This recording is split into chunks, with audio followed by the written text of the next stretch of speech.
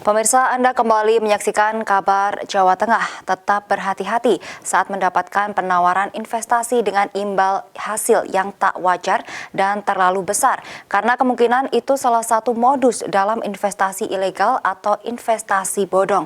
Karena hingga saat ini Satgas Waspada Investasi terus merilis dan menghentikan operasi penawaran investasi tak berizin yang kerugiannya hingga mencapai triliunan rupiah. Satgas Waspada Investasi sendiri mencatat total kerugian masyarakat akibat investasi ilegal sejak 2011 sampai dengan 2021 mencapai kurang lebih 117,4 triliun rupiah. Usai mengikuti fokus group discussion 9 anggota SWI di Jawa Tengah, Kepala Otoritas Jasa Keuangan Regional 3 Jawa Tengah dan Daerah Istimewa Yogyakarta, Aman Sentosa menyebutkan Satgas Waspada Investasi Provinsi Jawa Tengah sepakat untuk meningkatkan upaya pemberantasan investasi dan pinjaman online ilegal untuk melindungi masyarakat. Dari data yang ada, total kerugian masyarakat akibat investasi ilegal sejak 2011 sampai dengan 2021 mencapai kurang lebih 117,4 triliun dan pihaknya sudah melakukan penanganan terhadap 1.053 investasi ilegal, 3.365 vintage lending ilegal, dan 160 gadai ilegal. Kita akan melakukan edukasi atau sosialisasi yang lebih masif dan lebih efektif.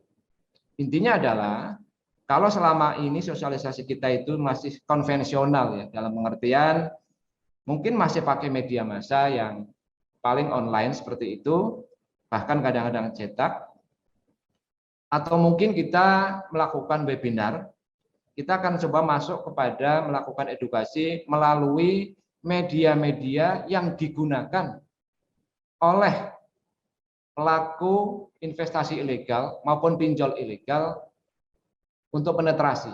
Segala langkah sudah kita lakukan, sebenarnya sudah kita lakukan, termasuk menangani investasi yang ilegal, termasuk pinjaman pinjol yang ilegal, yang jumlahnya terus meningkat, tetapi yang ditutup juga sudah ribuan.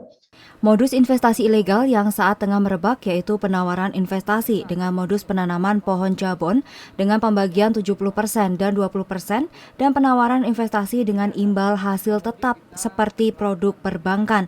Tak hanya itu, ada juga money game dengan sistem berjenjang dengan like dan view video aplikasi media sosial TikTok.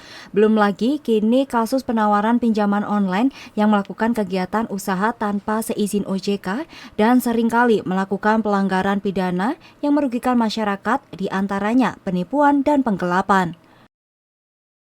Restu Indah melaporkan.